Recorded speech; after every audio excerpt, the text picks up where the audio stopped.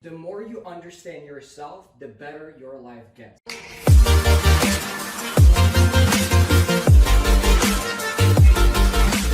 Let me explain.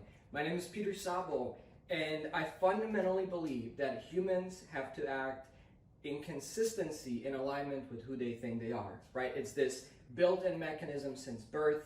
We develop a sense of identity, a sense of self-image, and then we have to act in consistency with it. Even if we try to change, we try to increase our income, get in better shape, whatever it may be, if our self-image doesn't match what we want to get, eventually it'll down-regulate our behavior and kind of keep you stuck where you are. So you got to change. That's why they say you got to change internally first, because you don't necessarily get what you want, you get more of who you are. That's why the rich get richer, poor get poorer, and the only way to get what you want and actually keep it is to essentially turn your goals into your new norm, into your new minimum standards, right? When you become that person, you can get those results essentially. Now, the problem with this is when people start this journey, well, first of all, most people have no tool, have no system on changing their identity and shaping it the way they want it to be. You know, for most people, they kind of just go through life, they're popped into an environment, a set of parents, primary caregivers, the school system, they go through life, and life kind of shapes them, kind of shapes who they are. But, there's a way we can actually change it ourselves. There's a way we can actually design who we want to become and become that version of ourselves so we can get the results we want out of life. But very few people know how to do it. That's number one. But even before that, even before knowing how to change your identity so you can change your results, most people don't even know where to start. Because a good idea is to get a baseline of who you are now. Your current self is essentially the sum total of your past experiences, your past memories, your past programming, if you wish. So getting clear on who that is. Now, my recommendations to take this idea into something actionable is look at DISC personality tests. These are free, by the way. Myers-Briggs, you can go to 16personalities.com. And then finally, there's a really good one as well called Hexaco, or the Big Five.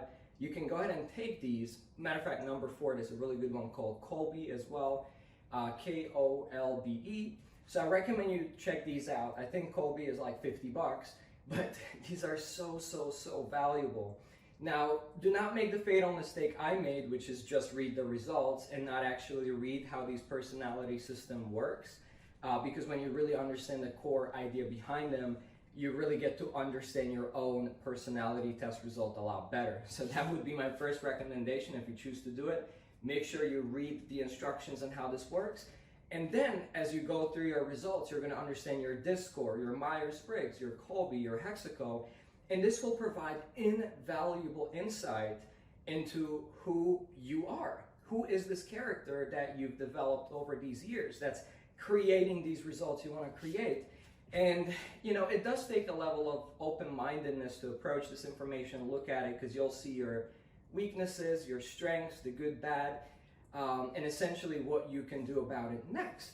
Because, none of these tests are black or white. Don't take the test to now put a label on yourself and confine yourself in a box. Use it as a tool. I look at them as rule of thumb, or rules of thumb, if you wish, like different personality tests, and then reading all of them and then making kind of my own conclusions. But doing that really allowed me to understand who I was a lot better. My strengths, weaknesses, how I think, how I process information, all these different things. And once I did that, I could really shape my habits, my life, my goals around me, at least as I was in that moment, the optimal version. I also could create a plan of exactly what areas need to be improved in my life, in my character traits, etc., and took action on those. When I did, my results got so much better, because now, once you really face the mirror and you really understand who it is that you are, now you can optimize based on reality. And that'll yield much better results than optimizing what you may think is your strength or you may assume is your weakness. It helps a lot. When you really take these tests, they're most of them free. It gives you an insane ROI, return on investment on your time, on your money if you wish to spend more money on these tests. But that would be my one tip. It's such a fundamental, simple idea of personal development knowing thyself. And the easiest probably way to do it is to take these tests, read them, understand them, make conclusions about your own life. And then based on that information, you can create a plan of doubling down on your strengths, eliminating, delegating, mitigating your weaknesses, etc., etc. And that'll be one of the first steps of creating a life that you love. This is Peter Szabo. Hope this was helpful, and see you in the next one.